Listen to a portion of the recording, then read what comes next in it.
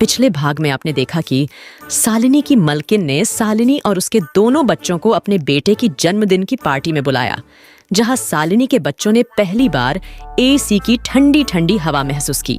AC की ठंडी ठंडी हवा खाते खाते दोनों शिवम के कमरे के अंदर चले जाते हैं और वहां उन दोनों की आंख लग जाती है। मालकिन चंद्रमुखी यह सब देखकर गुस्सा हो जाती है और शालिनी और उसके बच्चों को खरी खोटी सुनाकर शालिनी को काम से निकाल देती है। अब आगे तभी उसे रास्ते में एक पोस्टर दिखाई देता है। उस पोस्टर को देख शालिनी वहीं रुक जाती है। खाना बनाने वाले की जरूरत है। अधिक जानकारी के लिए दिए गए पते पर संपर्क करें। खाना बनाना तो मुझे आता है।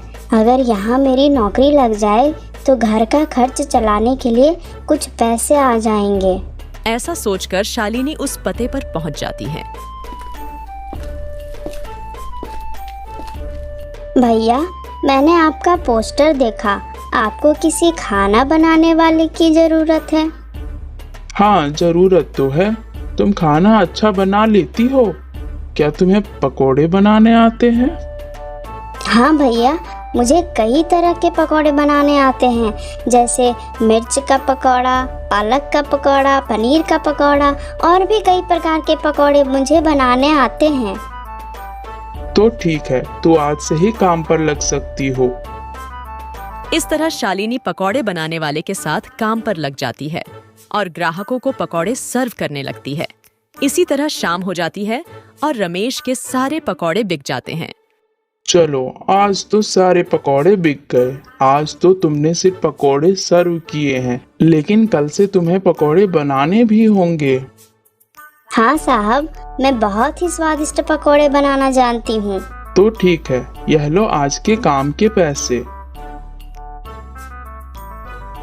पैसे लेकर शालिनी सबसे पहले राशन की दुकान पर जाती है और वहां से राशन का सामान खरीदकर घर आ जाती है।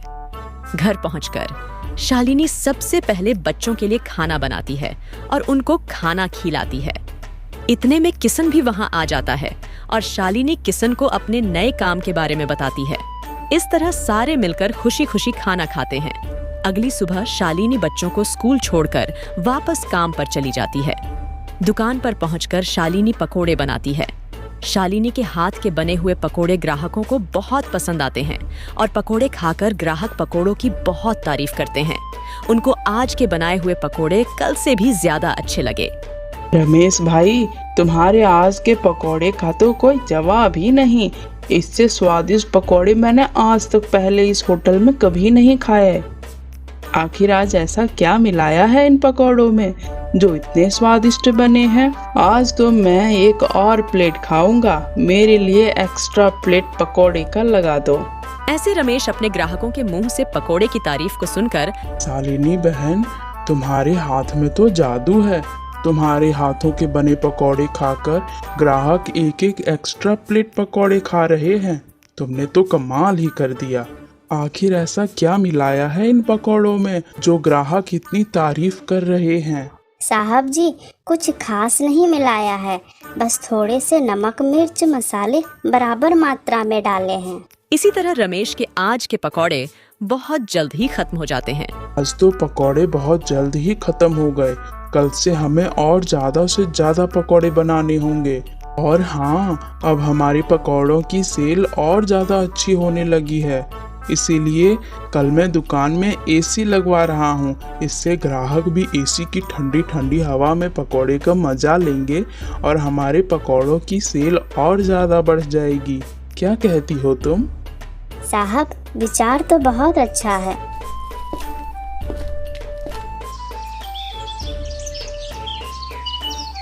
अगले दिन रमेश अपनी दुकान में एसी लगवा लेता है और जैसा उसने सोचा था वैसा ही हुआ। एसी लगने के बाद रमेश के दुकान पर ग्राहकों की संख्या बढ़ जाती है।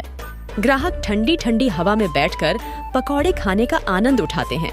इसी तरह रमेश के आज भी सारे पकौड़े बहुत जल्द ही बिक जाते हैं। शाम के समय जब शालिनी घर वापस आती है तो वह दीप्ति और बिट्टू को आपस में बातें करते हुए सुनती है। दीदी, उस दिन पार्टी में कितना मजा आ रहा था ना। कहाँ हम उस दिन एसी की ठंडी ठंडी हवा खा रहे थे। और कहाँ आज हम इतनी गर्मी में बैठे हैं। काश हमारे घर में भी एसी होता तो हम भी अभी एसी की ठंडी ठंडी हवा खा रहे होते। इतने में शालिनी अंदर आ जाती है। अरे दीप्ति और बिट्टू, तुम दोनों क्या कर रहे हो? दोनों ने अपने स्कूल का होमवर्क किया? चलो जल्दी से अपना अपना होमवर्क कर लो। मैं खाना बनाने जा रही हूँ। इसके बाद खाना खाकर जल्दी से सो जाना। कल तुम्हें सुबह उठकर जल्दी जल्दी स्कूल भी तो जाना है ना। ठीक है माँ, हम स्कूल का काम करके आते हैं। ऐसे दिन बीतते जाते हैं और शालिनी के हालात पहले से ठीक होते जाते हैं। ऐसे ही एक दिन सुबह शालिनी काम पर जा रही होती है। तभी उसे भंगार की एक दुकान दिखती है। उसके दुकान पर कई सारे सामान थे, जैसे कूलर, पंखा, फ्रिज, एसी इत्यादि। शालिनी का ध्यान उस दुकान में रखे पुराने एसी की तरफ जाता है। वह उसे बहुत पसंद आता है। वह उस दुकानदार से बोलती है, भैया यह एसी का क्या दाम है? मात्र 10,000। यह तो बहुत ज्यादा है। ज्यादा नहीं है, यह तो बहुत कम है। यह सेकेंड हैंड एसी है। अगर नई एसी खरीदने जाओगी तो 30,000 से कम नहीं आएगी। अच्छा ठीक है, पर यह एसी तो सही से चलती है ना? बिल्कुल सही से चलती है। अगर 6 महीने से पहले यह एसी बंद हो जाती है तो इसकी सारी रिपेयरिंग की सर्विस बिल्कुल फ्री होगी। ठीक है, लेकिन इसका सही दाम लगाओ। मैं इसके 8,000 दूंगी। अगर तुम्हें देनी है तो दो। मुझे यह एसी 8,000 में दे दो। ठीक है, बताओ कहाँ लगानी है? वह आदमी शालिनी के घर पहुंचकर एसी को लगा देता है। एसी चालू करते ही ठंडी ठंडी हवा घर में फैलने लगती है। बच्चे भी इस ठंडी ठंडी हवा का मजा उठाते हैं। हाँ दीदी, क्या मजा आ रहा है। एसी की ठंडी ठंडी हवा, ऐसा लग रहा है जैसे हम बर्फ की चादर ओढ़ के बैठे हैं। हमने इतनी कड़ी गर्मी में यह ठंडी ठंडी हवा बर्फ की चादर जैसी लग रही है। घर में एसी के लगते ही बच्चे बहुत खुश हो जाते हैं। किशन भी घर पर आ जाता है। वाह, आखिर तुमने बच्चों की इच्छा पूरी कर ही दी। कैसे ना करती भला। बच्चे तो आखिर मेरी जान है। इनसे बढ़कर मेरे लिए कुछ भी नहीं है। एसी लग जाने की वजह से बच्चे बहुत खुश होते हैं और शालिनी की कमाई भी अच्छी होने लगती है।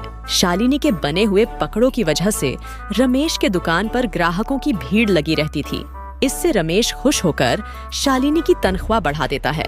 थोड़े दिन बाद किशन भी सेठ धनीराम के यहाँ मजदूरी छोड़कर शालिनी के साथ पकोड़े बनाने लगता है।